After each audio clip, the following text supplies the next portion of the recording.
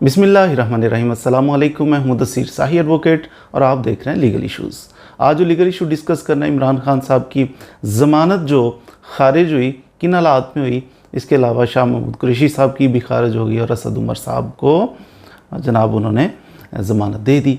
अब ये कैसे हुआ, अदालत में क्या क्या बातें हुई, वो थोड़ी सी आपके साथ शेयर करेंगे। साथ ये भी शेयर करेंगे कि सदर पाकिस्तान इलेक्शन की तारीख दे सकते हैं, नहीं दे सकते, इलेक्शन 90 डेज़ में होंगे या नहीं होंगे, यही आज का टॉपिक है। इस पर थोड़ी सी गुफ्तगू कर लेते हैं। इमरान खान साहब का साइफ़र से रिलेटेड ये केस था जिसकी कल समाअत हुई।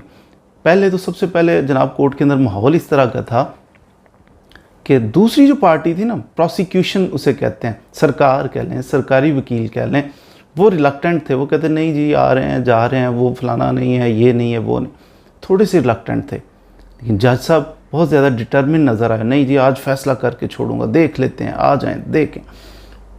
इमरान खान साहब के वकील साहब भी पेश हुए, दीगर भी वकला पेश हुए जो भी असद उमर के होंगे, शाह महमूद कुरैशी साहब के, तो ये सारे पेश हुए।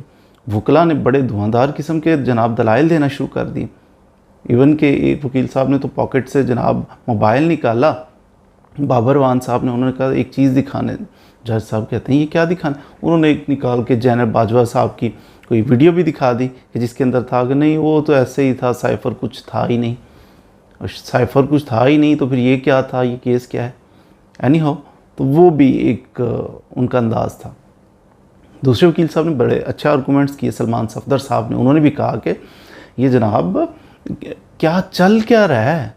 एक खैर सलमान सफदर साहब ही नहीं, पूरी कौम ही एक हैरत वाले अंदाज में है कि हो क्या रहा है इस मुल्क के अंदर, अजीब व गरीब, ना कभी देखा ना सुना, वो हालात चल रहे हैं। उन्होंने कहा ऐसा बंदा जो 71 साल एज में उसने जराइम करने शुरू कर दिए, 71 साल ज़िंदगी उसने गुजार दी, कोई भी FIR उसके ऊपर दर्ज नहीं है, कोई किसी को हर्ट नहीं आज तक उसने किया, हर्ट तो खैर आज भी किसी को नहीं किया। तो 71 साल की एज के बाद उसने अचानक जराइम शुरू कर दिए और लम्हों में उसके खिलाफ FIR दर्ज होना शुरू हुई और 180 केसेस उसके खिलाफ दर्ज कर दिए गए। ये कैसा निज़ाम है? तो उनमें से एक केस ये चल रहा है आपके पास।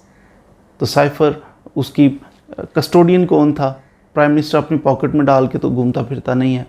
यकीनन वो साइफ़र जब होता है तो वो उनके कोई प्रिंसिपल सेक्रेटरी साहब होंगे, उनके पास पड़ा होगा।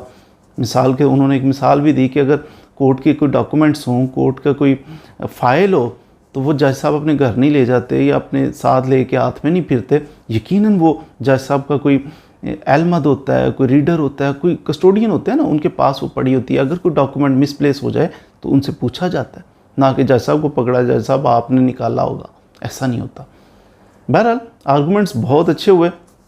सारे आर्गूमेंट्स को सुनने के बाद जज साहब ने फिर फैसला कर दिया। फैसला बज़ाहिर तो ऐसे नज़र आ रहा था कोर्ट के अंदर कि बस अभी बेल मिलने वाली है, लेकिन एट द एंड पता नहीं क्या हुआ, अननोन फैक्टर था कोई, कि अचानक ही जज साहब का फैसला वो ये आया कि इनकी जो दरख्वास्त ज़मानत है वो खारिज की जाती है। इमरान खान साहब की दरख्वास्त ज़मानत खारिज की जाती है, शाह महमूद कुरैशी साहब की दरख्वास्त ज़मानत खारिज की जाती है।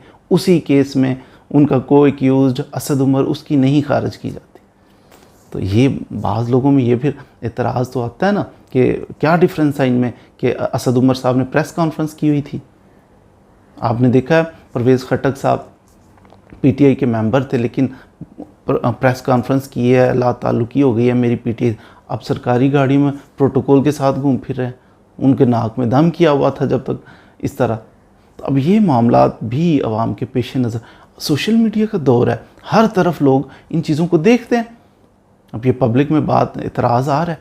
मैं नहीं कहता जज साहब के माइंड में कुछ ऐसी बात थी या जज साहब अंडर प्रेशर थे या किसी ने कह के ऐसा करवाया, लेकिन बात तो बज़ाहिर तो बात अवाम के जहनों में आती है कि असद उमर उसी केस में उसको आप ठीक हो, तो क्या डिफरेंस है? उसने प्रेस कॉन्फ्रेंस की, ला ताल्लुकी मैं PTI छोड़ता हूँ और बाकी दो नहीं जी आपकी नहीं। बहरहाल अब इनके पास रेमेडी मौजूद है, इमरान खान साहब के पास, शाह महमूद कुरैशी के पास, कि ये अपर फोरम आपका पसंदीदा जनाब वो है Islamabad high court. Islamabad high court के जो चीफ़ जस्टिस हैं उससे पहले ही नॉइड हैं खान साहब, उनकी पार्टी, वो बहुत ज़्यादा नॉइड हैं। वो कहते हैं कि ये तो बस हमारे एंटी हैं, इस तरह के उनको शिकवे तो हैं उनसे। बहरहाल लेट्स सी क्या होता है। दूसरी तरफ बात जो हमने करनी थी वो ये थी, सदर पाकिस्तान तारीख दे सकते हैं या नहीं। आइन के आर्टिकल 48 सब इसकी क्लॉज जो है 5 है, उसके अंदर लिखा हुआ है कि जब प्रेसिडेंट जो है असेंबली को डिज़ोल्व करेगा तो डिज़ोल्व करने की डेट से लेके 90 डेज़ के अंदर अंदर, 90 डेज़ तक नहीं, 90 डेज़ के अंदर अंदर कोई भी डेट अनाउंस करेगा। वो 40 दिन की हो सकती है, 60 दिन की हो सकती है, वो 80 दिन की हो सकती है। 90 डेज़ के अंदर अंदर कोई डेट देगा, इस डेट को जनरल इलेक्शंस होंगे, ये कानून कहता है, आइन के अंदर लिखा हुआ है। बहरहाल जी, ये ड्यूटी किसकी है, कौन कंडक्ट करवाएगा, ये तो डेट दे सकते हैं ना, कंडक्ट कौन करवाएगा, वो करवाएंगे इलेक्शन कमीशन। इलेक्शन कमीशन के पास ढेर सारी पावर्स हैं। आप 219 आर्टिकल पढ़िए आइन का, उसके अंदर लिखा हुआ है कि कंडक्ट करवाएगा इलेक्शन, ये तरीका होगा, फेयर इलेक्शन कंडक्ट करवाएगा, करप्शन नहीं होनी चाहिए, उसके लिए इस तमाम मामला जो है ये देखेगा इलेक्शन कमीशन, ये इसकी ज़िम्मेदारी है। साथ ही अगला आर्टिकल मुलाजा फरमाए 220, उसके अंदर लिखा हुआ है कि तमाम जो इदारे हैं ना वो इसको असिस्ट करेंगे, इसके हुक्म की तामील करेंगे। आज बहाना लगाया जा रहा है कि नहीं जी वो पुलिस वाले नहीं मान रहे, वो फ़ौज वाले नहीं मान रहे, टाइम नहीं है, ये नहीं है, वो नहीं है, तो ये सब बहाने हैं। जल्दी जल्दी से इलेक्शन करवाने चाहिए, विदिन 90 डेज़ ही करवाने चाहिए। इलेक्शन मेरिट पे हो, कोई भी पार्टी आगे आ जाए जिसको अवाम मुंतखब करें, फिर अवाम का नसीब है कि वो अपने लिए क्या मुंतखब करते हैं। मज़ीद वीडियोज़ के लिए हमारे साथ रहिए। Thank you very much.